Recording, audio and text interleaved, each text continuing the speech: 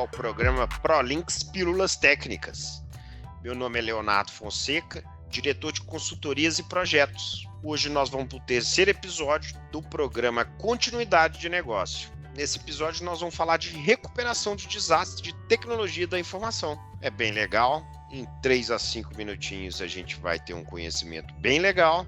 Bom, a estrutura de uma política, pessoal, vamos passar aí pelos proformes, né? Visão geral, objetivo, aplicabilidade, responsabilidades, exceções, violação e história de revisões. Isso aí é proforme de qualquer política que a gente vá desenvolver na área de tecnologia. Vamos à especificidade de uma política de recuperação de desastre. Primeiro, o item 5, eu tenho que declarar como eu monitoro os serviços de TI, né? Os sistemas estão up, né? Todo o meu aparato de monitoramento, meus gatilhos de alerta, meus gatilhos de monitoramento, seja terceirizado ou seja dentro de casa, tá tudo certo. Isso deve ser declarado na política, ou seja, como eu vou identificar uma possível falha ou indisponibilidade de serviço, seja por vírus, seja por desastre mesmo, né? Enfim. Desastre natural, ele tem um conceito de inundação, incêndio, né? E até roubo, né? Pode passar por um desastre, ou seja, acabar com o nosso data center. Procedimento de restauração, comunicação e classificação, ou seja, é o principal, né? Como eu restabeleço os serviços da minha instituição, seja o sistema ERP, seja um sistema de catraca, né, para uma faculdade, seja os sistemas críticos, você tem que determinar como você vai fazer a restauração, ok?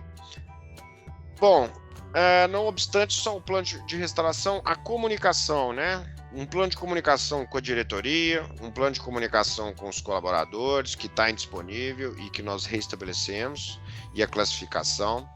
O checklist de verificação, ou seja, depois de eu acionar esse plano de restauração, né, eu tenho que ter um checklist para garantir que todos os serviços estão na plenitude de funcionamento, ok? Bom, em sequência de restabelecimento dos serviços, né, são os procedimentos pós-restabelecer. Então, tem um passo a passo, que também é uma sequência de configuração e manutenção que você tem que declarar. Bom, em alguns casos a gente destaca também se houver desastre em estação de trabalho. Isso mesmo. Às vezes é uma máquina crítica do financeiro, uma máquina crítica de um engenheiro que é crítico na produção, ou um próprio diretor, né? Pode ter um desastre focado em estação de trabalho. Isso pode ser declarado também na política, né? E a verificação da conformidade é entender se tudo que está nessa política está em conformidade, ok? Vamos à prática? Essa é a estrutura de política e vamos entender um pouquinho dos conceitos. Conceito de recuperação de desastre. Quente, hot.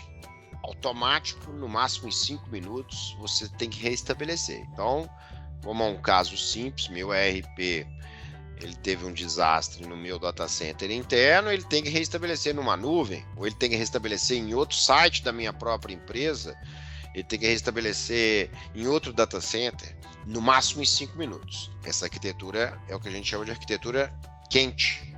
Existe o warm, que é a morna, né?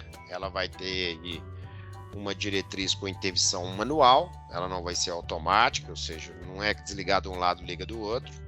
Ela vai ter alguns procedimentos, possivelmente, na maioria das vezes, manuais, mas ele tem um limite, um SLA, né? Que aqui para ProLinks a gente encara que em 4 horas é um warm, um DR warm. E uma recuperação de desastre cold, né? Que é uma fria. Então, no máximo, 8 horas eu tenho que restabelecer. A partir daí, pessoal, isso é um conceito e um critério da própria ProLinks, a gente encara que acima de 8 horas já é contingência, não recuperação do desastre, né? Há pessoas que falam o seguinte, cara, o code não faz nem sentido, ele é contingência. Não, mas a gente pode ter essa arquitetura em reestabelecer até 8 horas que você está recuperando de um desastre, seja um ransomware, ou seja de um desastre natural, ok? Mas o que acontece com a recuperação de desastre? É uma estrutura que não é barata, né? E assim, quanto mais quente, mais caro, né?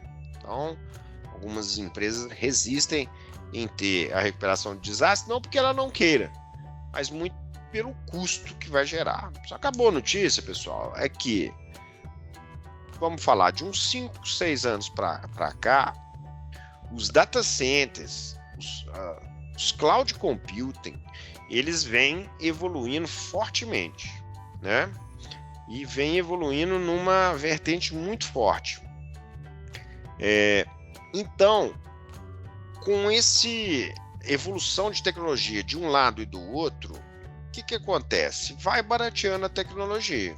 Então, a gente pode ter uma estrutura de servidores virtuais, ou servidores físicos, ou aplicação, que a gente recupera numa nuvem, ou num outro data center, ou da forma que a gente opera, numa nuvem de um parceiro, né? Para facilitar, e hoje está barato, porque os servidores eles podem ficar desligados, né? Porque antigamente o stand-by ele tinha um compromisso ali, né? De stand-by.